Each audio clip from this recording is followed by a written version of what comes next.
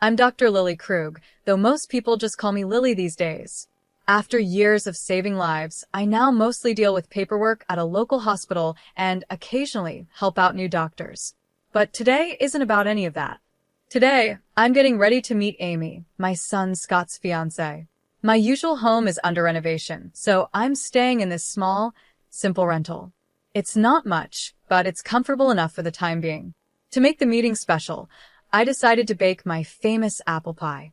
Nothing says, welcome like a homemade pie, right? Just as I was pulling it out of the oven, the doorbell rang. I wiped my hands on my apron and went to answer the door. There was Scott, looking as handsome as ever, and beside him stood Amy. She was just as beautiful as Scott had described, with a certain sharpness in her expression that made me take notice. "Mom, this is Amy," Scott said proudly, his voice full of happiness. "Nice to meet you, Lily," Amy said, offering her hand, though it felt a bit stiff when I shook it. "Come in, I hope you're hungry." "The pie just came out of the oven," I said with a smile, stepping aside to let them enter. Amy walked in and immediately started looking around the living room and kitchen. I noticed the little frown on her face as she took in the third-hand furniture, the old kitchen cabinets, and the plain walls that could definitely use a fresh coat of paint. "It's cozy," she said at last, with a polite smile that didn't quite reach her eyes. "So, Lily, Scott tells me you work at the hospital. What do you do there?" she asked. "Oh, just some administrative work now," I answered, not wanting to boast about my long career. Scott glanced at me in surprise. "Mom, why don't you tell her about," he started, but I quickly cut him off with a wink as I began slicing the pie. "Never mind that. Let's have some pie. You'll love it, Amy. It's my special recipe," I said, steering the conversation away from my job. As we sat down to eat, Amy seemed more focused on asking questions than enjoying the pie. "So, how did you manage to send Scott to private schools? That must have been tough on just a hospital admin salary," she asked, her tone a bit too forward for my liking. The question took me by surprise. It felt a little too personal, and it annoyed me. I kept my voice steady. "Well, I had some help from my parents. They left me a small inheritance," I replied, hoping to keep things polite. I could tell she was judging me, trying to figure out how someone with a simple job could give their son such a fancy upbringing. Her questions felt more like an interrogation, each one coming with a sharpness, even though she tried to hide it under a polite tone. Scott, bless him, didn't seem to notice the tension. "Amy's been great with all the tech support at her job. You should see her in action, Mom," Scott said proudly. "That's impressive," I said, turning to Amy with genuine interest. "Technology really is the future, isn't it?" "It is, and it's so rewarding to be at the cutting edge, being part of something that really makes a difference," Amy replied. There was a mix of pride in her voice, along with something else I couldn't quite figure out. We kept chatting while eating the pie, moving from Scott's job to their wedding plans. I did my best to make Amy feel welcome, despite the awkward start. When it was time for them to leave, Scott hugged me tight, but Amy's goodbye felt cold, her smile practiced, but not reaching her eyes. As I washed the dishes, I made a mental note to stay alert. Scott was my world, and I wasn't going to let anyone mess with his happiness. After that first awkward meeting, I hoped things would get better with Amy, but as the wedding planning moved forward, so did the tension between us.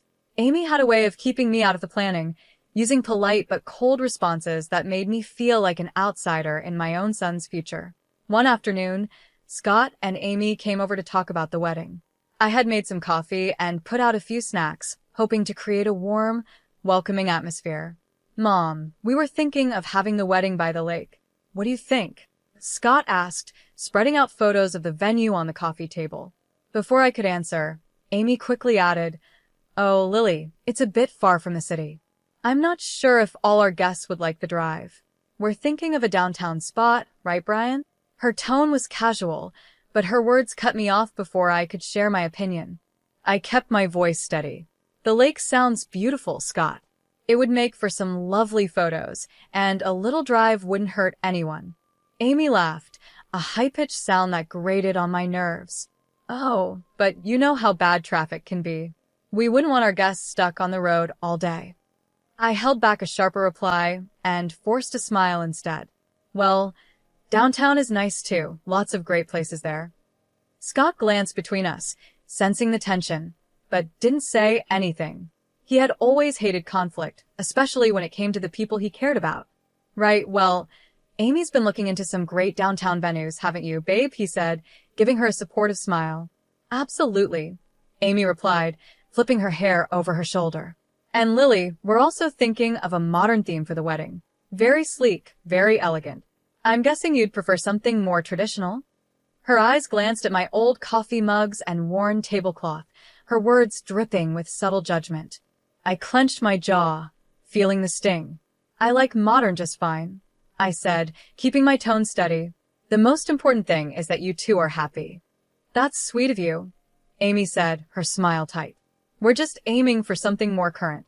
It's all about the image, after all. As they continued discussing wedding details, I nodded along, but my thoughts were elsewhere. Every word Amy said seemed to be pushing me further out, making it clear how little she valued my input or presence. After they left, the silence in my apartment felt heavier than usual. I was used to being alone, but this felt different. It was the feeling of being shut out of my own family. I poured myself a glass of wine and sat by the window, watching the streetlights flicker on. My heart was heavy with worry. I had always been the one Scott turned to for help, the one guiding him through life's challenges. Now, it felt like Amy was in control, steering him in a direction where I wasn't welcome. Just have to watch and wait, I muttered to myself, taking a sip. But I'm not giving up, not yet. It was Scott's birthday, and even though things had been tense between us, I wasn't going to miss my only son's celebration. Amy had taken over planning everything, and somehow, my invitation had gotten lost in the shuffle. But a mother's place is by her son's side, especially on his birthday. So I decided to go anyway. I arrived at Scott's house with a small, carefully wrapped gift in my hands. The house was full of life, with laughter and music spilling out through the door. Taking a deep breath, I rang the doorbell, my heart pounding in my chest. Crashing a party was one thing, but crashing your own son's party without an invite? That was another level. Amy opened the door, and her smile faded a little when she saw me. Lily, what a surprise. We weren't expecting you. Her words stung, but I held my composure. Wouldn't miss my son's birthday. Where's Scott? He's around somewhere, she said, stepping aside reluctantly. Well, come in, I guess. The house was decorated in shades of blue and gray, a sleek modern style that clearly had Amy's touch. I walked through groups of people, none of whom I knew. They were all Amy's friends, young and trendy, laughing and clinking their glasses together. Finally, I spotted Scott, chatting with some people who looked like his coworkers. Scott, I called, my voice trembling slightly. He turned, and his face lit up when he saw me. Mom. You made it. He excused himself and came over, giving me a big hug. I wouldn't miss it for the world, I said, handing him the gift. Happy birthday, honey. Thanks, Mom. I'm so glad you're here. He looked genuinely happy, but there was a bit of confusion in his eyes, like he was wondering why I'd say that. Just then, Amy appeared beside us, her smile tight. Scott, your friends were asking about you, she said, then turned to me. Can I get you a drink, Lily? No thanks, I'm fine, I replied, feeling out of place as she maintained her polite but distant attitude. As the evening went on, I tried to mingle, but Amy's friends were a close-knit group. Every conversation felt strained, and Amy often stepped in to either pull Scott away or take over the conversation with stories of her job and their future plans. At one point, I overheard Amy talking to a friend. Her voice was just loud enough for me to catch. Yeah, it's a bit awkward that she showed up. I didn't think she'd come, considering the vibe. Her words felt like a slap. I wasn't just uninvited, I was unwanted. My presence was making her uncomfortable, maybe even embarrassing her in front of her friends. The realization hit hard, and I found myself retreating to a quiet corner, holding a drink I didn't even remember accepting. A little while later, Scott found me alone, his brow furrowed. Mom, are you okay? You seem a bit off. I forced a smile, not wanting to spoil his day with my feelings. Just a bit tired, that's all. It's been a long day.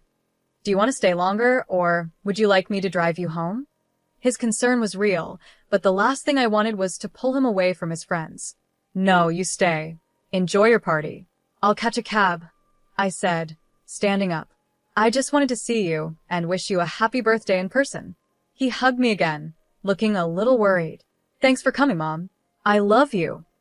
I love you too, honey, I said, holding back the sadness as I left the party.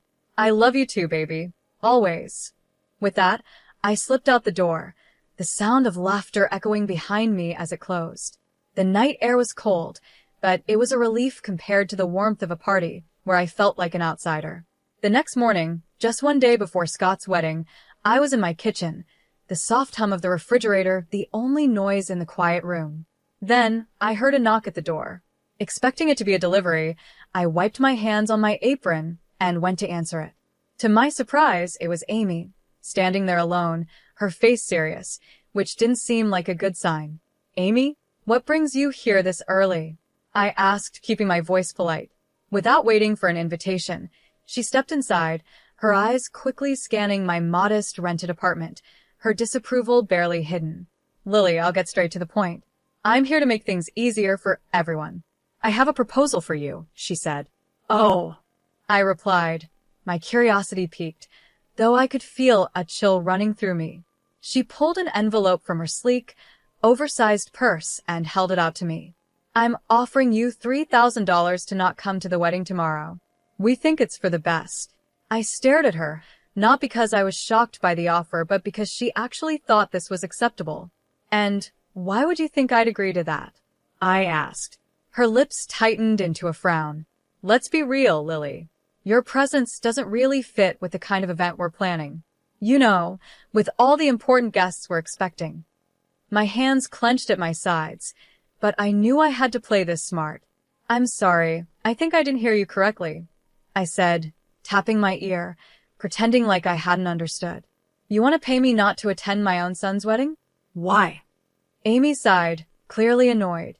Because, Lily, you don't exactly fit the scene. The way you dress, well, everything about you, it's just not up to the standard we're setting. We have very influential people coming, and we can't have you there looking like that. She paused, waiting for me to show some kind of hurt or give in. But I didn't. I stood tall, my resolve growing stronger. Go on, Amy. I'm listening, I said. With this money, she continued, waving the envelope in front of me, you could maybe fix up this place, or buy something nice for yourself later. You should be grateful I'm offering this. I almost laughed at her nerve. She thought this place was mine, and that I needed her charity to improve it. But I kept my face neutral, nodded, and took the envelope from her. All right, Amy, if that's what you really want, I said calmly. Her relief was obvious as she gave me a tight smile. Good. I'm glad you're being reasonable about this. After she left, I stood there, still holding the envelope, my thoughts racing. I gently closed the door behind her, my hands shaking with a mix of anger and adrenaline. I pulled out my phone and stopped the recording. Amy's cruel words were all there, clear and undeniable. I didn't waste any time and dialed Scott, my voice steady but urgent. Scott, can you come over right now? It's important. We need to talk about something serious. Sure, Mom, I'll be there as soon as I can. Is everything okay? His voice was filled with concern, sensing that something was wrong. Just come. We'll talk when you get here.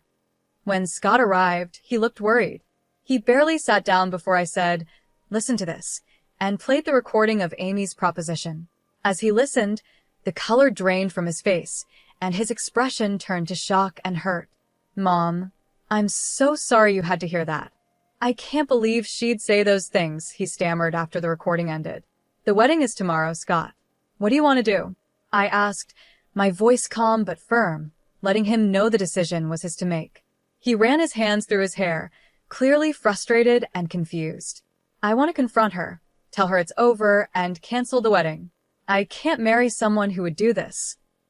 I held up my hand to stop him. If you do that now, everyone will see you as the bad guy, and she'll play the victim. We can't let her control the story. Scott paused, thinking over what I said. So, what do? We need to let everyone see her true colors. Let them hear the Amy I heard on this recording, I said, my voice calm but full of determination. He nodded slowly, understanding. Okay, Mom. I won't say anything to her yet. After Scott left, I made several phone calls to old friends and former patients, people who knew me well and had been part of my life because of the surgeries I had performed over the years. We talked about old times, and though I didn't give too many details, I hinted that I might need their support soon. Sitting back on the couch, I felt a mix of anxiety and resolve. Tomorrow would be a big day, one way or another. I was ready to stand up for my family and show everyone who Amy really was. This wasn't just about stopping a wedding. It was about protecting my son from a life of manipulation and lies. The wedding day arrived, and with it came a swirl of nerves and a sense of duty. Today would change everything, no matter what happened. As the guests began to settle into the beautifully decorated hall, whispering excitedly about the upcoming ceremony, I knew the truth would soon come to light.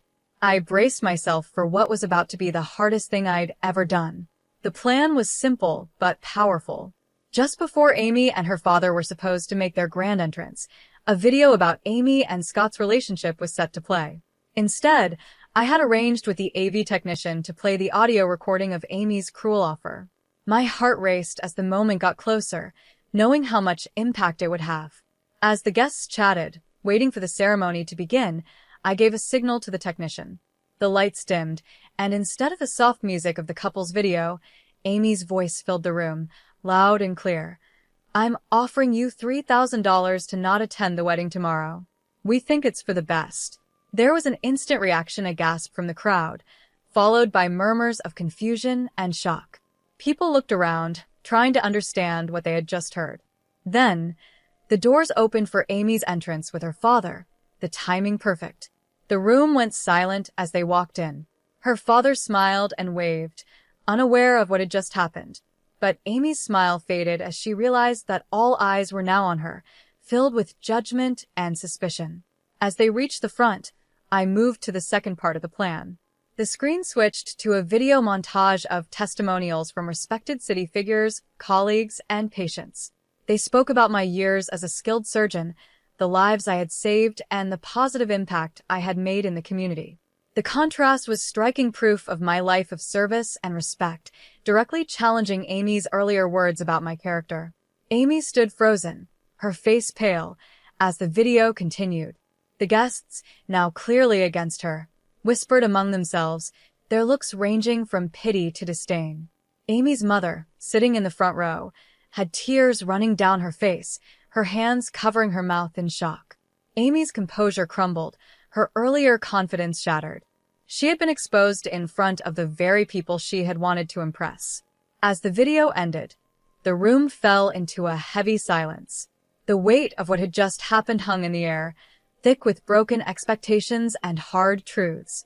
My son Scott took a deep breath and stepped up to the microphone, his face serious. Every eye in the room was on him, filled with curiosity and concern, waiting for what he would say next. I'm very sorry, Scott began, his voice echoing through the silent hall. But I didn't see the selfishness and arrogance of my bride sooner.